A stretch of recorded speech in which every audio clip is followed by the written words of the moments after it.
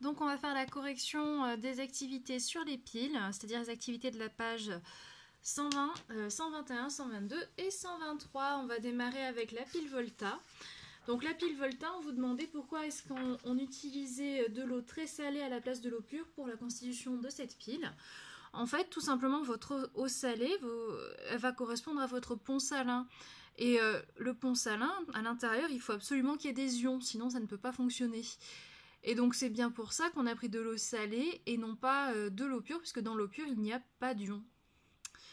Ensuite, en deuxième question, vous demandez pourquoi il est nécessaire d'empiler un grand nombre de rondelles de zinc et de cuivre pour constituer une pile Volta. C'est tout simplement pour avoir une différence de potentiel suffisamment grande. Sinon, en fait, votre pile, elle ne pourra rien alimenter du tout. Maintenant, on va passer à la pile Daniel. La pile Daniel, vous l'avez déjà étudiée la semaine dernière. On vous demandait dans le fonctionnement de la pile Daniel d'indiquer si le zinc il était oxydé ou réduit. Pour faire ça, il nous faut regarder l'équation de la réaction. Ici, vous avez le zinc solide qui va se transformer du coup en ion zinc Zn2+, et produire 2 électrons. Une espèce capable de donner des électrons, c'est un réducteur. Un réducteur, c'est-à-dire Zn ici, il va venir se transformer du coup en oxydant Zn2+. Si le réducteur se transforme en oxydant, ça veut dire qu'il se fait oxyder et qu'il subit du coup une oxydation.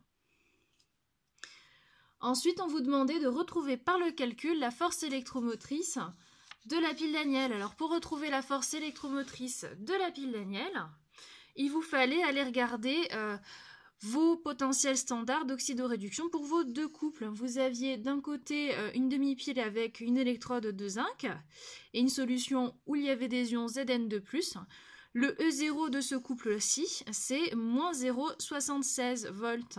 Vous le trouvez à la page 99 de votre livre.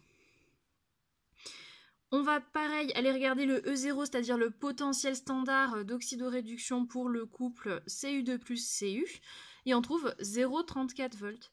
Nous, dans le cours, on a vu que la force électromotrice, on l'a calculée à l'aide de cette formule-là, c'est-à-dire qu'on prenait le E0 du couple le plus haut sur l'échelle des potentiels, c'est-à-dire ici le couple le plus haut, c'est Cu2+, c'est lui qui a le potentiel standard le plus élevé, moins le couple qui a le potentiel standard le plus faible.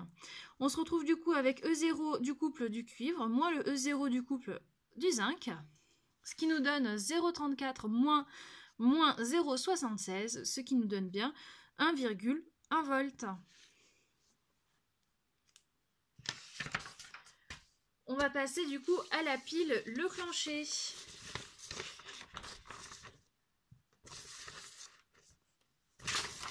Ici. Donc pour la pile Leclanché, on vous demandait à quoi ça servait en fait, quels étaient l'avantage d'avoir un électrolyte gélifié. Tout simplement, en fait, ça évite les fuites et puis ça permet aussi d'avoir une répartition homogène de l'électrolyte en fait à l'intérieur de votre pile. Vous avez ainsi l'assurance de pouvoir avoir une épaisseur homogène d'électrolyte partout dans votre pile. En question 2, on vous demandait d'équilibrer l'équation de réaction qui vous était donnée là. Alors si on la regarde telle quelle, cette équation de réaction, on se dit on va regarder en premier nos atomes. Ici, j'ai un Zn, là j'ai un Zn, on est content. Un Mn, on est plutôt content. 2 oxygènes ici, on voit bien 2 oxygènes là. Un hydrogène ici, un hydrogène là. Si on s'arrête à cette étape-là, on se dit, bah oui, elle est équilibrée l'équation. Maintenant, il faut quand même ne pas oublier de regarder les charges électriques. Ici, on voit bien qu'il y a un seul plus, alors qu'ici, il y en a 2. Donc du coup, il va falloir équilibrer tout ça. Alors, soit vous faites ça directement sur cette équation-ci, en vous disant que, s'il me faut 2 plus, eh bien, il faudra que je mette 2H ici. Mais si je mets 2H ici, il faut que j'ai 2H ici, je suis obligée de rajouter un 2 là. Et donc, je suis également obligée de rajouter un 2 ici aussi. Et alors ça, on peut le retrouver avec nos équations de demi-réaction. Donc, si on regarde, on a Zn2+, Zn qui va se transformer en Zn2+, plus du coup, 2 électrons. Et MnO2 qui va se transformer en MnOOH, mais il va falloir ajouter des petites choses. Première des choses, on vérifie, Mn et Mn, c'est équilibré. On a 2 oxygènes, c'est également équilibré. Problème, ici, on a un hydrogène, alors qu'ici, nous n'en avons pas. Ça veut dire qu'il va falloir rajouter un H+, ici. On rajoute un H+. On est obligé, du coup, de rajouter un électron pour que ça fonctionne. Maintenant, quand on regarde nos deux équations, celle-ci, elle va donner 2 électrons, alors que celle-ci, elle n'en récupère qu'un seul. Il faut bien que cette équation-là se passe 2 fois pour que celle-ci puisse se passer une fois. Et donc, on se retrouve donc à pouvoir équilibrer de la manière suivante. On recopie, c'est-à-dire tout ce qui se trouve de ce côté-là de la flèche, c'est-à-dire tous nos réactifs. Donc, Zn plus 2 fois MnO2 plus 2H+, plus 2 électrons, qui va nous donner du coup Zn2+, plus 2 électrons, mais on n'est pas obligé de les noter puisqu'ils sont d'un côté et de l'autre, les électrons, plus du coup 2 fois ici MnOH. Et on retrouve ce qu'on avait trouvé juste là. Maintenant, on va passer aux piles alcalines.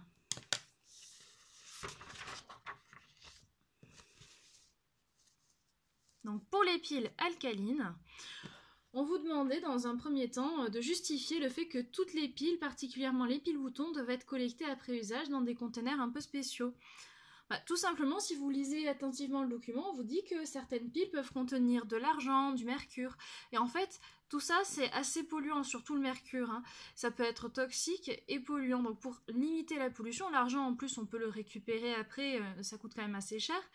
L'idée, ça va être de pouvoir retraiter pour éviter la pollution et surtout éviter le gaspillage. Dans la deuxième question, on vous disait dans une pile qui est dite à l'argent, on vous donnait du coup l'équation de la réaction de la pile qui est ici. On vous demandait de déterminer les deux couples oxydants-réducteurs. Donc ici, pas de surprise, vous voyez que ici il y a de l'argent, ici il y a de l'argent, a priori les deux vont réagir ensemble pour former un premier couple. Le problème, c'est comment on fait pour savoir qui est l'oxydant et qui est le réducteur. C'est-à-dire, dans quel sens on va écrire notre couple. Est-ce qu'on va écrire Ag avant Ag2O ou l'inverse? Ça a son importance.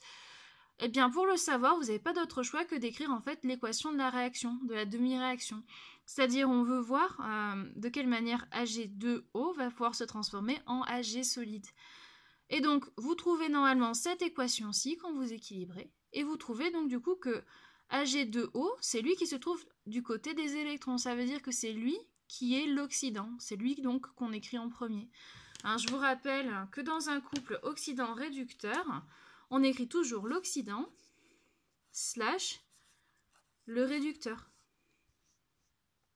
Donc, avec le même fonctionnement, vous trouvez le couple pour le zinc ici, avec la petite équation ici. On va passer maintenant à la pile à combustible. On vous demandait à partir des équations de demi-réaction qui vous sont réécrites juste ici. On vous demandait du coup d'écrire l'équation de fonctionnement de la pile à hydrogène, c'est-à-dire d'écrire l'équation globale. Et alors pour écrire l'équation globale, il faut équilibrer nos deux équations. Alors nos équations de demi-réaction. Ici, on a H2 qui va se transformer en 2H+, et donner 2 électrons. Ici, on a O2 qui va plus 4 électrons, pardon, plus 4H+, plus 4 électrons, qui va donner du coup 2H2O. Si on regarde, cette demi-équation de réaction, elle a besoin de 4 électrons pour pouvoir se faire, alors que celle-ci, elle n'en donne que 2. Ça veut dire que cette équation de demi-réaction, elle doit se produire 2 fois pour que celle-ci se produise une fois.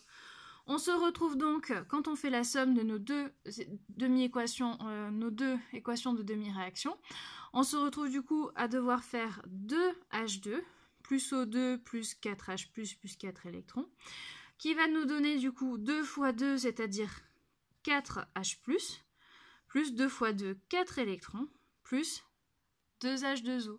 Et si on regarde, on a 4 électrons de ce côté-là et de ce côté-là. On peut donc les enlever, les simplifier. Et on a également 4H+ de ce côté et de celui-là. Ça veut dire que votre équation globale, elle va devenir 2H2 sous forme gazeuse plus O2 sous forme gazeuse également, qui vont donner du coup 2H2O. C'est ça votre équation globale de réaction de votre pile.